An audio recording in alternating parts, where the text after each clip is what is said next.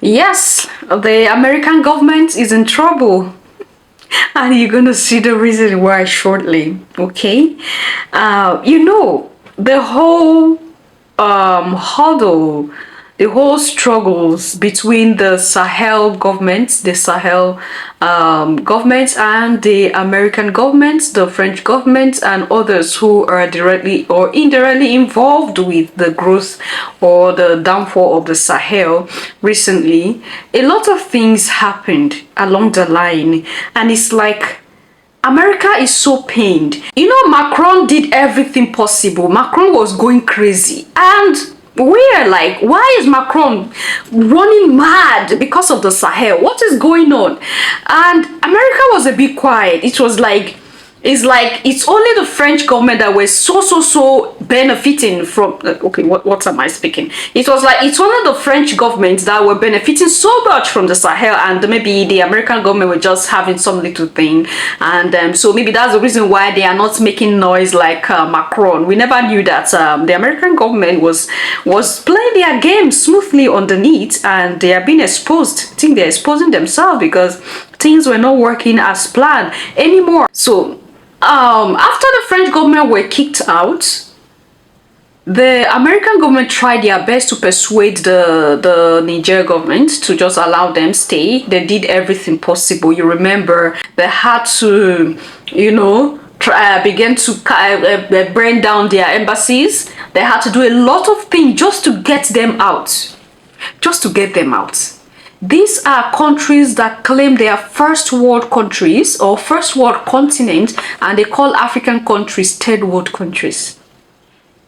And these same third world countries were trying everything possible, everything humanly possible to kick out this first world country that claim that without them, this third world country would not survive.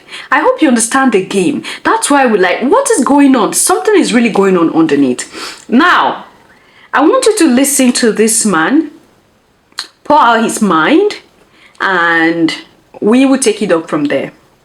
Mr. Speaker, I rise to warn this body of the deteriorating conditions in the African country of Niger and to give rise to the concern of service members and contractors. More than 1,000 of them right now are functionally being held hostage in Niger. They are being used as pawns during a negotiation that has left America at the bended knee of third world criminals and thugs as our troops seek medicine and fresh water and troop rotations. How did we get here with more than 1,100 Americans endangered right now in Niger? Well, it started back in March of 2023. Secretary of State Antony Blinken went to Niger and proclaimed that it was a model of resilience, a platform for great democracy. It would be where America would execute its Africa strategy. 1 year later, almost to the day, there was a coup in Niger. And guess who overthrew the government that we said was the great model of resilience?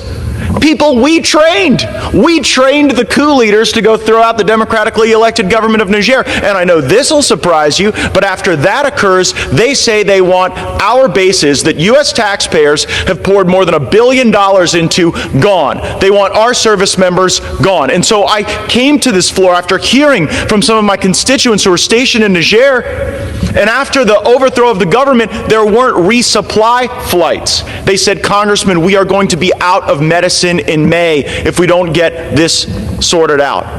3 days after I filed part 1 of the report that I am supplementing today, the Biden administration announced that we will be leaving Niger.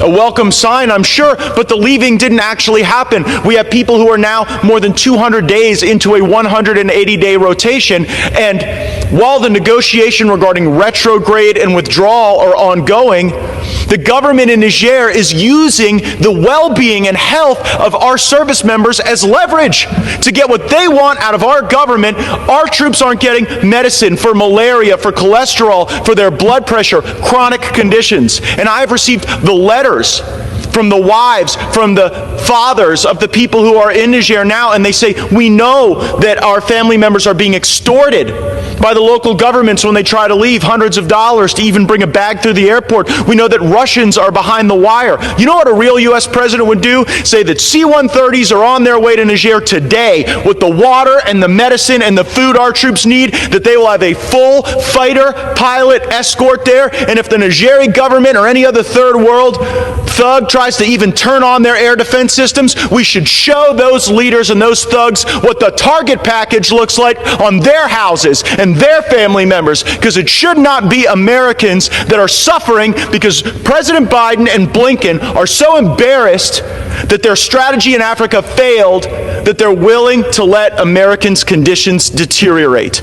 They're willing to let our military spouses and family members wonder what's going to happen to their loved ones with their blood pressure rising and no blood pressure medication, or concerned what will happen now that we're in May and there's not sufficient malaria medication.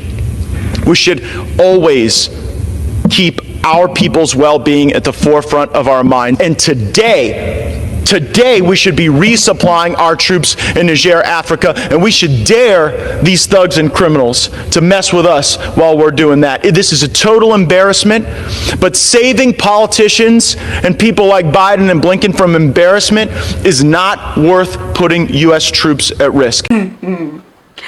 Your Majesties, a whole lot of things was going through my mind. You saw me, I'm like, oh wow, oh wow. You know, when the hands of time change, when you're the one who is always flogging, and then the one you are flogging collected the cane and starts flogging you shout even more.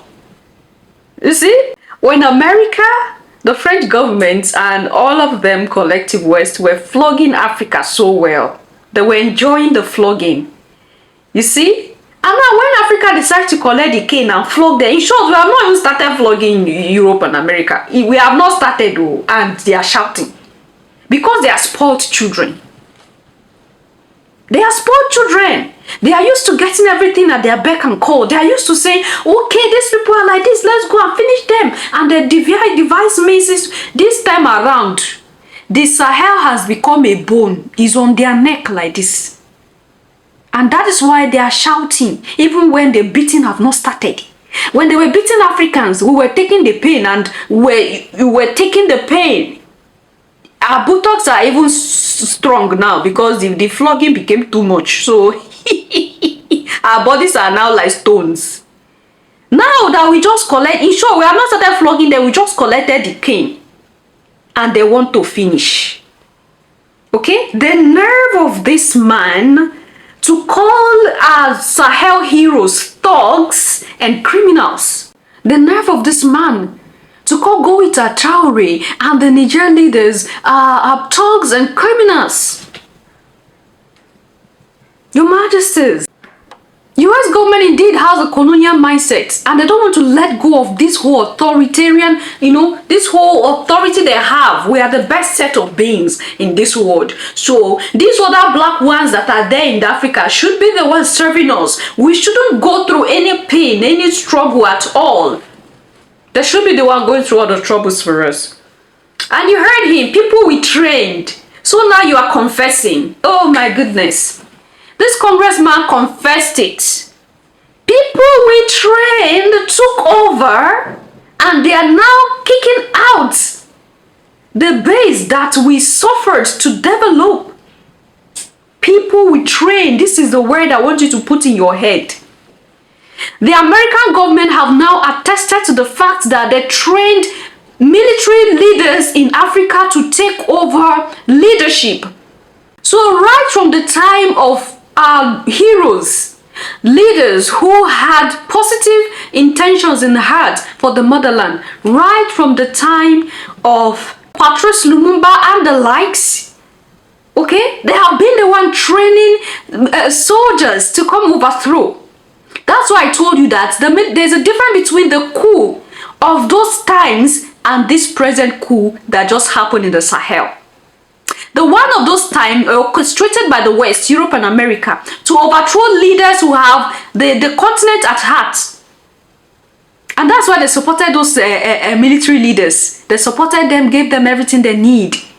And that's why when those leaders were on seats, When we were in military regimes those times, things were still difficult for the masses, and that's why everybody are like, military regimes are not the best. Oh, they are not the best, because we had it in mind. Okay, this is how the Sahel will continue. But look at the Sahel. It pained the American government because they trained these same soldiers who have now taken over and are flogging them, and that's why they are scared. Because these same soldiers know their secrets. Is it not you that trained them? You trained them to come and destroy Africa. You train these soldiers to destroy the motherland, to use them to destroy the motherland, and it has backfired. This is what we call back to sender. Hey, Your Majesties, this one is what we call back to sender, when you train somebody to help you to walk, and then tomorrow the person turn against you to deal with you because you are wicked. Because you're wicked. You see? They've accepted it, that they are the ones that are the cause of the problems of the motherland. Okay? So you're already crying when we have not started flogging you. You are crying. We have been receiving flogging all these decades. We are still surviving, no? And we have not even, we just collected the cane and you have started shouting. You have started crying. Okay? So what about the Melanita people that are ill-treated in your land because you claim you're concerned about the soldiers? Your troops in Niger, how they are in the hands of thugs and criminals, okay? That word, thugs and criminals, is so sweet in your mouth. Who made our leaders thugs and criminals? The same Europe and America, because you have attested to the fact that you're the one training soldiers to take over from our leaders. Patrice Lumumba and the likes. You train these men to take over, to work as puppets for you. But this time around, the same people you train are the ones flogging you. My kings and queens, this is serious. This is serious. We don't have friends. The continent of Africa have no friends. The Melanita people have no friends except ourselves. Except ourselves. And it's high time we wake up to this reality. It's high time we wake up to this reality, Your Majesties. So you see, when we as the Melanita people don't want to identify ourselves, don't want to recognize ourselves who we are, the enemy is there planning every day, having meetings on your head every day, calling your leaders thugs and criminals. They are calling your leaders thugs and criminals. And who made these people thugs and criminals in the first place? The same people who are in turn carrying them thugs and criminals. It has not even started. You have not seen anything. You have not seen anything. Because this is just the Sahel and you are shouting. Just imagine if the whole continent wake up to the reality of the world. I wonder whether you cry blood. Because you've not started, you are already shouting.